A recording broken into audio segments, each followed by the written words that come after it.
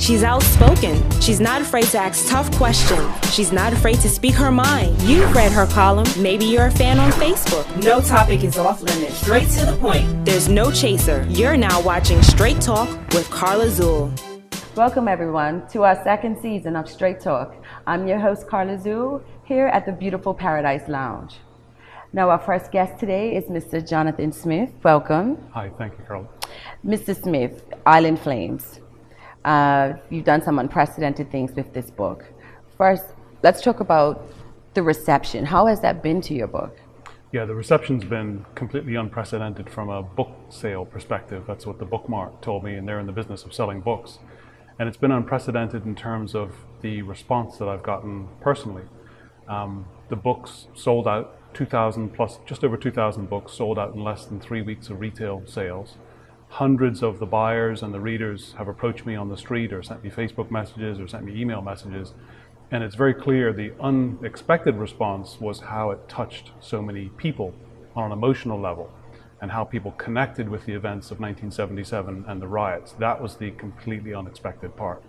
Now, in 1977, where were you as such? I was a teenager back in Bermuda, so I remember the riots, I remember the divisive feeling at the time, I remember the very strong black-white dynamic that was going on then, and the tension that built up in that final week, because the executions were announced on November 25th, and then there was this 1 week period of just rising tension up until the actual hangings on December 2nd. So I do remember the period very, very well. And we're talking about the hangings of Buck Burrows and Larry Tacklin. Right. Do you remember your emotion then as a teenager and being a white teenager in Bermuda back then? Right. Well, just to give the viewers a bit of a very quick backdrop. So Erskine Burrows and Larry Tacklin were convicted of 5 murders between the two of them. The murders happened in 1972, 1973. So it was the police commissioner, the governor, the ADC, and 2 shopkeepers. And then they were in custody for about 4 years, convicted, and then the execution hanging date, which was then on the books on the Bermuda law, was set for 1977. So the view I had back then was very much a white teenager's view, that I felt the division, I felt the divisiveness. The death penalty issue itself I'd always wrestled with, because I went to school in England, so I had a slightly different perspective on things. I was not pro-death penalty myself, even then as a teenager. But I do remember this massive tension between allowing the law to take its course and then watching this very significant political and racial and economic and social dynamic playing out at the same time. And for a teenager, it's a bit confusing. And I acknowledge that. Now, what made you, now you were a former police commissioner. Correct. What made you write this book? It's not my first book. I had done one book already it was a World War II story, basically a love story and a war story all in one. So I had some experience in writing. When I read Mel Eighton's book, he's an English author, Justice Denied, I read that in 2012.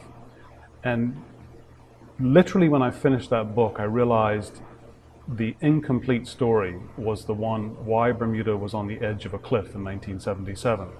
So there were books out there about the murders. Mel Eighton's book was one. There were some books that touched on the riots. Dr. Kito Swan's book is a very authoritative book on the Black Power movement, which kind of precedes all the riots, 60s and 70s. But when I finished reading the book about the murders, I realized, the real untold story that no one has yet written about in any detail was the riots themselves, and why Bermuda was on the edge of a cliff, why we got to the point closest we ever got to a revolution in Bermuda was in the 1970s, why the racial dynamic was just so severe that Bermuda rioted, millions of dollars worth of buildings were burned, 3 people were killed, the only time people have been killed in civil disturbances in Bermuda. It was the very last state of emergency in Bermuda, the very last time UK troops had been sent to Bermuda, and the very last hangings on Bermuda soil. And all those dynamics had never been explored in a comprehensive book. And to me, the story was, why did Bermuda get to that point? How did we get to that point? And what have we done since then? Mm-hmm.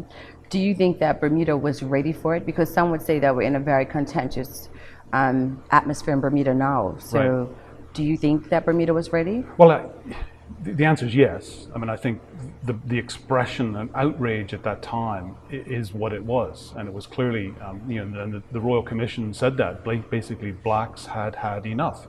They were disadvantaged racially, socially, economically, educationally, and they just reached a breaking point. The whole irony is, what would have happened if Burrows and Tacklin hadn't hanged? And that's the whole irony of the story, that out of tragedy actually came some triumph, and out of executions, the last on British soil, actually came reform. And so the question will never be answered as to what would have actually happened had they not been hanged. And that's really one of the ironies of that whole period of 1977.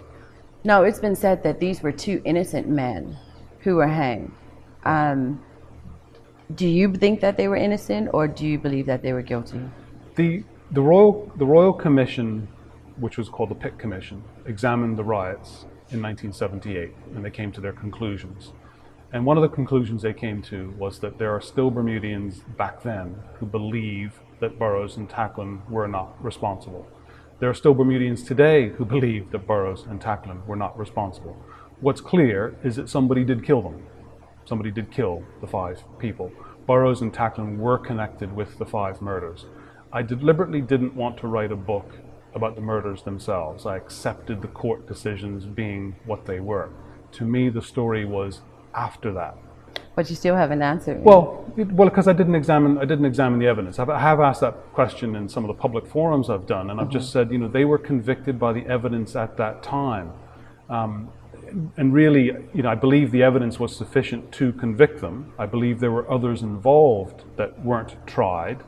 But I honestly, Carla, didn't examine the evidence to say yes. I mean, all I can say is they were convicted by the evidence at the time, and I have to accept, and I think we all have to accept, that that was sufficient for the jury back then.